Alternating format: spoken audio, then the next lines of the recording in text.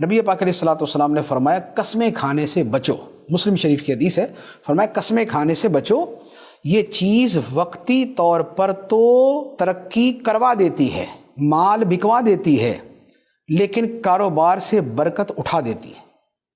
مال بکوا دیتی ہے، برکت اٹھا دیتی ہے۔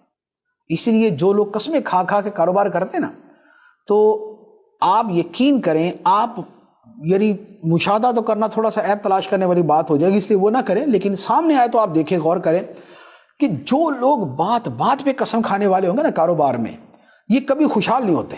کاروبار بڑا اچھا چل رہا ہے، مال بک رہا ہے، آ رہا ہے، مال بک رہا ہے، لیکن ان پہ خوشحالی آپ کو نظر نہیں آئے گی۔ یہ آپ کو فقیر ہی نظر آئیں گے، یہ مسکین ہی نظر آئیں گے۔ یہ زندگی بھر جو ہے نا، جسے کہتے ہیں نا مرو مرو کرنا، کہ مر گیا مر گیا مر گیا مر گیا، یہ وہی کرتے نظر آئیں گے۔ کیوں؟ اس لیے کہ برکت اٹھ گئی۔ تو فرمایا قسمیں نہ کھاؤ زیادہ، قسمیں کھانے سے بچو، وقتی طور پہ چیز کو بکوا دے گی، برکت کو مٹا دے گی۔